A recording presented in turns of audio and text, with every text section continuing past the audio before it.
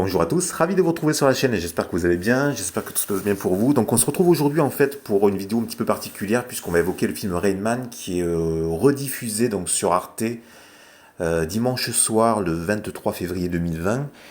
Donc alors c'est loin d'être mon film préféré sur l'autisme, hein, c'est peut-être même le pire film que j'ai vu à ce sujet-là. À part peut-être avec le film, non, non, il y a aussi le film avec Bruce Willis qui est encore pire que ça, je crois, avec l'enfant justement qu'il doit protéger. J'ai oublié le nom d'ailleurs, tellement que le film est mauvais, mais bon, vous me direz en commentaire. Ah oui, c'est Code Mercury, le film à éviter, qui est encore pire que Rain Man, voilà. Donc ce film Rain Man, donc, il a été réalisé en 88 par Barry Levinson, donc ça fait plus de 30 ans, vous voyez. Donc on est loin à l'époque des réseaux sociaux, on est loin des premiers blogs qui sont apparus à la fin des années 90, début 2000. Donc le film à l'époque était peut-être une des références pour le grand public en termes d'autisme. C'est une comédie dramatique, il y a très peu de points positifs, on va vite les évoquer. Ça reste un road movie sympathique, donc comédie dramatique comme je disais avec quelques points d'humour, voilà. Et puis bon après le jeu d'acteur de Dustin Hoffman qui est vraiment loin d'être parfait. Et puis on est sur un Tom Cruise qui surfe un petit peu sur la vague Top Gun, etc. Donc bon c'est un film qui est très mauvais, hein, faut l'avouer. Le point positif du film, moi ce qui me plaît à l'intérieur du métrage, c'est peut-être qu'on voit de très très belles voitures américaines et puis comme je disais c'est un road movie donc les personnages se déplacent au niveau de l'Amérique. Donc on a quelques paysages qui peuvent être sympas mais sorti de là on a quand même pas mal de clichés sur l'autisme et notamment ce qu'on appelle les autistes Asperger de haut niveau. Donc bon, loin, loin, loin d'être une référence pour le grand public. Malheureusement, à l'époque, les personnages n'ont pas été suffisamment travaillés parce qu'ils auraient pu faire quelque chose de bien, mais le choix a été fait de partir sur ce type de comédie et puis de ne pas justement approfondir. On a très peu de personnages secondaires aussi. Je crois qu'il y a seulement la petite amie de Tom Cruise dans le film qui apparaît un petit peu plus, mais c'est vraiment un duo d'acteurs, comme on voit ici, hein, avec l'épisode du casino, avec le fameux épisode de la boîte d'allumettes, voilà, et puis Dustin Hoffman qui va compter le nombre d'allumettes, et oui, il va dire effectivement non, il n'y a pas 200 allumettes, il y en a 198, enfin je sais plus. Enfin bref, c'était vraiment un peu décevant à ce niveau-là, voilà. Moi je l'ai vu gamin à l'époque, c'est vrai que bon, ça avait un petit peu interloqué par rapport à l'autisme, mais le point positif peut-être, ouais, on pourrait dire peut-être l'évolution du personnage de Tom Cruise qui va se rendre compte que, déjà prendre conscience qu'il a un frère, puisque à l'époque, Tom Cruise, donc lui en tant que vendeur de voitures de luxe, eh ben, il n'est pas conscient d'avoir un frère, tout ce qui l'intéresse c'est l'argent, c'est un gars qui est très selfish, hein, qui est très basé sur lui-même, qui est basé sur sa personne. Voilà, tout ce qui l'intéresse, c'est de se regarder dans le miroir et puis voir s'il n'y a pas une mèche qui dépasse au niveau du brushing. Et puis voilà, donc c'est un personnage qui est vraiment auto-centré, qui cherche la validation en permanence, donc et qui peut-être effectivement au contact de Dustin Hoffman, donc de son frère, il va peut-être évoluer et va effectivement avoir, on va dire, un peu plus d'émotion, un peu plus d'empathie envers les autres.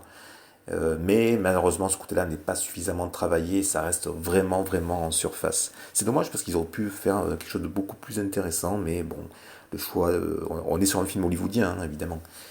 Voilà, donc après, musique de Hans Zimmer tout de même, je me souviens plus trop de l'OST, il faudrait que je réécoute quelques morceaux pour voir, mais c'est vrai que le titre original de la chanson originale était plutôt pas mal, d'ailleurs c'est ce qui avait fait le succès un petit peu du film, hein. Si vous réécoutez la BO, la BO est plutôt pas mal, hein. Ça reste quand même du Hans Zimmer, on va dire de niveau moyen, mais la musique était assez agréable. D'ailleurs, c'est ce qu'il y avait au niveau des radios à l'époque, je me souviens, début des années 90, ça tournait pas mal. Et ce qui a amené, je pense, pas mal de personnes dans les salles de cinéma à l'époque. Donc les autres films qui sont plus intéressants sur l'autisme. Alors on va tout de suite se diriger vers ce téléfilm qui s'appelle Temple Grandin, donc personnage joué par Claire Danes, hein, le personnage de Temple Grandin a vraiment existé, donc c'est une autiste Asperger verbale, qui justement a permis au niveau de ses capacités de créer justement plusieurs outils pour aider les animaux, puisque en fait elle était dans une région des États-Unis où il y avait énormément d'élevage.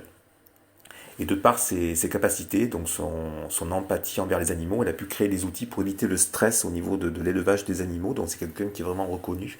On ne le sait pas assez. Le film est pas forcément extraordinaire, ça reste un téléfilm. Hein. Il y a quelques paysages sympas, mais bon, on va s'attendre plutôt à des paysages texans avec du sable, des montagnes, et puis le désert, et puis des ranchs, etc. Donc voilà, c'est pas un grand film en termes d'image, mais ça reste on va dire une comédie dramatique plutôt regardable, mais bon, on va pas on va pas non plus voir le film plusieurs fois, voilà. Mais le personnage est quand même plus intéressant, je trouve que c'est un petit peu au-dessus de Rain Man.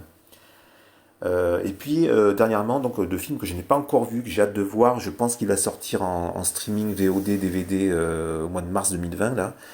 Ce film hors norme, donc avec Vincent Cassel et puis Reda Kateb. Donc c'est deux acteurs que j'apprécie beaucoup, donc déjà c'est pour eux que je vais voir le film, et puis aussi pour le sujet qu'il évoque. Donc je pense que vous avez peut-être déjà vu le film, donc vous avez peut-être un avis dessus. J'ai eu pas mal de bons retours, notamment de parents d'enfants avec autisme, donc c'est un film que j'attends avec impatience au cours de ce mois de mars 2020, voilà. Autrement, qu'est-ce qu'on a comme autre film intéressant sur l'autisme qui pourrait être vu? Un petit peu dans la veine de Temple Grandin, on a Le Monde de Nathan qui a dû sortir en ouais, 2015-2016, je crois, je sais plus, sur un autiste Asperger, donc un jeune autiste universitaire qui est féru de mathématiques et qui doit passer un concours, un concours entre universités, vous savez. Donc du coup, voilà, pareil, on est sur une comédie dramatique avec donc tous les quiproquos, enfin toutes les interactions qu'il peut y avoir entre les neurotypiques et les autistes de haut niveau, autistes Asperger. Donc le film peut être vu, pareil, voilà, mais c'est pas non plus un grand film. Et puis éventuellement, moi j'avais un film qui m'avait pas mal plu avec Sigourney Weaver, c'était Snowcake, donc qui se passe en hiver aux États-Unis, pareil avec Sigourney Weaver, donc une autiste qui vit qui est seule chez elle, verbale, autiste de haut niveau et qui a aussi pas mal de difficultés justement au niveau des interactions avec les neurotypiques. Donc voilà, quelques films qui peuvent être vus, mais c'est vrai que à recommander, on va dire dans l'immédiat, et puis en plus il est facilement trouvable, je pense, c'est Hors Norme, le film qui est sorti en octobre 2019 et se rapproche vraiment du documentaire en fait.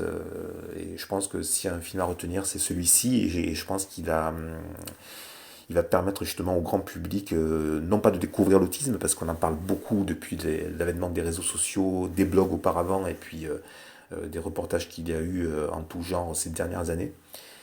Mais un film qui est vraiment au cœur du sujet, et puis avec justement les interactions avec les éducateurs, et puis toutes les difficultés que l'on peut rencontrer justement au niveau des interactions et puis de l'administration, justement le mur devant lequel on se heurte au niveau de l'administration lorsque on doit justement aider les personnes avec autisme. Voilà.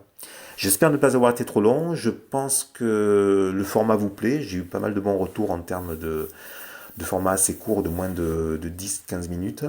Voilà, donc écoutez, je vous souhaite une très bonne soirée ou une très bonne fin de journée. Puis je vous dis à très bientôt pour le même format sur un autre sujet, peut-être complètement différent. Voilà.